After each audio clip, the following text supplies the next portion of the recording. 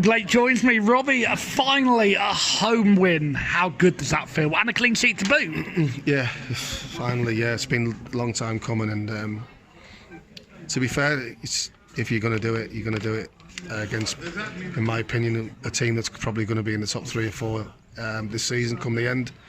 And it's just, it's a nice feeling because we dominated the team. I think they'd be first to admit that we dominated the game, and we thoroughly deserved the 3 points. And we can't stop either, Lee. We've got to keep pushing on. We can't just have one good performance. I've told them that after the game. We need to push on now because, listen, it's one game, but you've seen things that we did in that game which was very, very impressive. And the most important thing was, for me, forget about anything else, was the amount of punters that we had at the end clapping us off, and that tells you how well we've played today. And to be honest, I'd have to say that's possibly the best since I've been at the club we've played. For 90 minutes we were outstanding. I mean, it's a difference a world away, and I said in the commentary, Robbie, that actually, ironically, the 6-1 hammering at Dulwich could possibly be the best result that's happened for the club this season, in a weird sort of way. I said that to Jack. I said that to Jack in the week because we needed to eradicate the mistakes, and the players we brought in give us a big lift today. Joe Hancock, the left back, was different class. Looked assured. Listen. The centre half, Joe Cook, who came in, has had a great game. And not to be fair to James, he hasn't really done that much, to be honest. But listen, we feel for the other players, but we felt we had to take a little bit of pressure from Petter, and obviously Ashton's missed out. But Ashton's going to be a player for the future. We want him at this football club, and we want to see him improve, and we need competition for places. And we've got a long, hard season in front of us, and we need him to be switched on and to be, chomping at the bit to come back because he's a quality player. He's a quality player, but he just needed to be pulled out the firing line because we were making too many mistakes. Not to say that Ash was making too many mistakes, but we just needed to bring a couple of bodies in, and we've done that. And we've shown that we are a good team at this level. But does it show yourself and Jack willing to give players a chance, young players coming up from the Wessex League, 2 leagues below the current Bognor League side?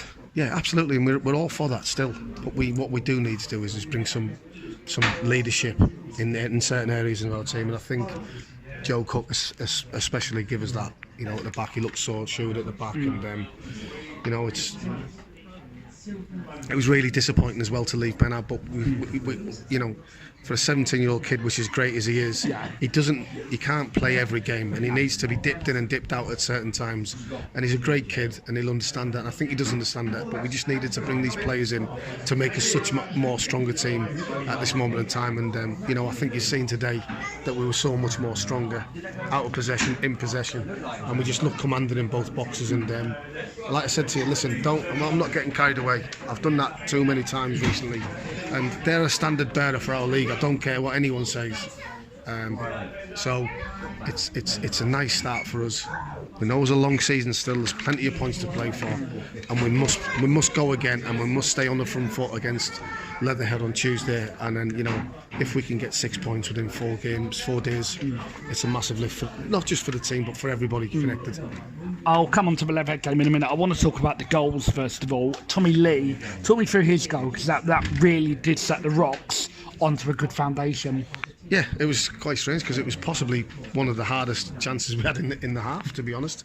We had so many chances in the first half, but 17. Exactly, and Dan Smith done absolutely fantastic just to to square it off, and Tommy's done and delivered a great finish, and we're pleased for Tom because he's been chomping a bit to get a little bit forward, and today we let him do that. We had a little bit of good rotation in the middle of the park, and it was nice for him to get in there and score the goal. So yeah, it was a great finish, but like I said, it was probably one of the most difficult chances we had in the first half. But did we have 17 chances in the first half? 17 shots in the first half. Someone counted. That's incredible. So listen, fair play to the lads. Like I said, no, nothing away from the opposition. They're a very good football team. Yeah. They've got a very good manager, and we're just delighted with the 3 points. And I need to ask you, when we were hitting the woodwork, hitting the bar, did you think, here we go again? Because I did. Well, you always think that. And then when the goal did come, we were always conscious at half time that it's only 1-0. And what I did say was I wasn't having all of the nonsense of they'll be getting the telling off. We put targets on the board in the changing rooms before it. There was 6 targets we had to meet to win the game, and we met them in both halves. And I'm a believer. Listen, they probably will get a rollicking at half time, but I think I said to the lads, stick to the targets that we've got for the second half, and we will still take care of this game because of how well we've played. And to be fair, the boys to a T did it, and and I've got to be honest, Lee, I'm so proud to be actually stood on the technical area there watching the team there. It was a great team performance. I need to ask you about the yellow card for Dan Smith. For me, it looked like a stonewall penalty. However, referee's a lot closer. What was your view on it? It's a penalty. The only thing that Dan Smith doesn't do is because of his honesty, he doesn't go down straight away, but he still had contact. If he goes straight down, I think the referee gives it. I think because Dan's took that extra yard and then gone down. But I'll guarantee you now, there's contact. And in that instance, it might not even be in the box. But as far as visually I can see it, he's definitely connected with him, and it's a definite penalty. Then the goal from Jimmy Mewett. Jimmy's done everything but score in recent games, and finally he's got one today. He's done well. Absolutely, but Jimmy's been outstanding in this bad run we've been on.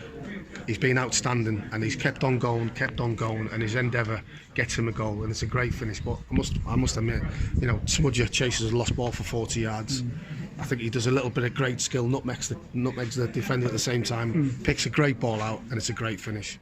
So we're just really pleased, and it's nice to get those frustrations out of us, and hopefully now it's onwards and upwards. Because I did say after the Dulwich game that we were 2 or 3 players short of being a good team, and I think I'm not getting carried away just yet, but I'm hoping that I was right on that case. And I need to ask you about the red card. It looks pretty bad. Their manager said the lad's had a bad week, and he's obviously taken his frustrations out on the pitch. What was your view on it? I can't really comment on the view because I didn't see it, to be honest, but I think with the reaction of everybody, it's probably a straight red. And with the referee where he is, he's in a good position. He's obviously seen it, and you can always tell by the reaction of the players. And it is like that, because sometimes it is that frustrations get the better of you. He's probably a nice kid, he's a good footballer, but like I say, the frustrations kick in, and obviously little things and silly things like that happen. Player that's come in for recent criticism on the message boards and in social media has been Keaton Wood. He's bounced back today, and that shows what a class act he is, doesn't it? Absolutely, he was absolutely fantastic alongside Joe today, and I said to Keats, that is the standard you've got to set yourself, because it's in there, and he's got to keep applying himself like that. And yeah, he was outstanding, and we need to kick on as a group. To do that, we need everybody firing, and today everybody was firing. And the Player of the Match award has been given by all call signs. I'll come on to them in a minute, but it's gone to Dan Smith. We gave it in commentary to Harvey White. Who would you have given it to? I think it would have been very difficult to give a man of the match today, because I thought everybody was outstanding. But I must say that yes, Dan missed a sitter in the first half, but his work rate, his leading the line, the chances he's created, he set 2 goals up. I must say that, regardless of I love Skipper, I've got to say that I thought Dan Smith thoroughly deserved the man of the match award. And we mentioned all call signs. Obviously, they did the Pub to Pegasus cycle ride, raised an amazing amount for charity. It was great to welcome them and raise some more money today, Robbie. What does it mean as a member of the staff here at Bognor Regis Town Football Club to raise money for this fantastic charity, Injured Veterans? Yeah, absolutely. It's a fantastic cause, and if it wasn't for them, we wouldn't be in the privileges we have now. And it's really important that the club does that. And most, we've got to appreciate the veterans and what they've done for this country and for the world, really. So we've got to do that, and we've got to. And the good thing is that we've actually played really well, and we've got the 3 points, so hopefully they can go home happy, as well as making some money, which is for a fantastic cause. We touched on it earlier. It is Leatherhead at home. Quite simply, we go again. This result is now done. Absolutely, best thing you've said that, Lee, for a while. I know. Good to be back. It's done. Yeah, we've got to put that away. Obviously, remember the good things and the positive things we did. But what we got to do is we got to kick on now. It's going to be a completely different game Tuesday, but we must play like that on the front foot, and we must be brave and we must hurt teams, which we did today. And if we apply ourselves the same way, I'm pretty sure we can have the same outcome. And just finally, we've seen on social media it's been very vocal between yourself and the fans in a positive way. What's your message to the fans tonight, Robbie? Thank you to having the belief and the commitment to me and Jack, and and to the football, to the players. It's been an absolute disaster for the start of the season, and it sums up the supporters up. Listen, you're going to get one or two who want you out, and it's inevitably, and I don't mind that, and I've said that, Lee. Listen, the day I get the tools given to me, and if I'm not good enough, I'll walk myself because I've been given the opportunity. I'm always trying to be honest like that. But I think, I want to succeed here, and I know I can succeed here, and I know I can do a very good job for this football club, and I will not stop at doing that. But the punters have been absolute different class with me, through the good and through the bad. So I'm not really getting too carried away about today's performance. We were outstanding, but we must keep pushing and striving to get better. And then once we do that, and we've got everybody on side, we will become a good football team and club again. Robbie, as always, absolute pleasure to be back and speaking to you. Yeah, I must say, I was really disappointed that you were going to say that you weren't going to come. So we're really pleased for you to be back. You're part of us, and we appreciate everything you do. Even though you slag me off sometimes. But no, listen, it's really good, and listen, what you've got to do is, I've told you that before, you've got to be strong. You're going to have people who disagree in certain things. You've just got to be strong and believe in your beliefs, like me. And it's good to see you back. Top man. Anyway. Tom, the Haringey manager, joins me. Tom, disappointing afternoon for Haringey. We didn't deserve nothing at all. If anything, if the truth be known, we should have come away here 5-6-0 down. So we tried to change things, help the players, but it never worked. All credit to Borough Regis. I thought they played very well today. We looked very, very well organised, and they took their goals well. What went wrong for your side? We just weren't at the races today. You get days like that, you just have to get on with it. Can't ponder too much on it. Monday night we will try and get back to winning ways. It happens in football. Is it complacency from Haringey against lower league sides? No, not at all. We knew Bognor are a good side. We've seen their results, and there weren't no complacency. We just looked a little bit too lethargic today and weren't at the races. Will it be a change of personnel from your side, or will it be? Not really. Listen, we've lost 2 games all season, so there's no.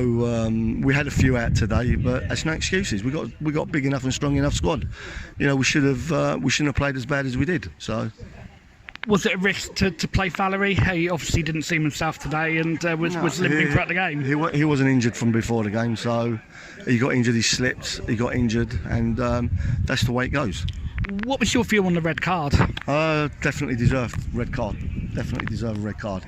Poor kids had problems all week, family problems. Maybe it was my fault for playing him, and I think it just reared its ugly head on the pitch. He quite rightly got a red card. And I need to ask you about your fans. They were absolutely superb, non-stop singing all day. Yeah. Our fans were great. Weren't too happy 5 minutes ago when I'm getting abused by one of your fans, but there's only one, isn't it? There's always one at every ground. So, if he feels like he wants to stand and abuse me and abuse the players, something's going to happen, isn't it? So it did. What happened at the end there, Tom? Well, he's calling me players fat, ugly, and and then he tried to call me it as well. Called him over. He took his glasses off and he wanted to jump over the barriers. So there were 2 stewards there watching him. And I wasn't going to allow him to abuse me or my players like that. And your thoughts heading into the next game for Haringey? Look, we just got to put it right Monday. Tom, fair play for coming to speak to us. Thank you very much. Thank you. Thank you Good luck. very much. Good luck.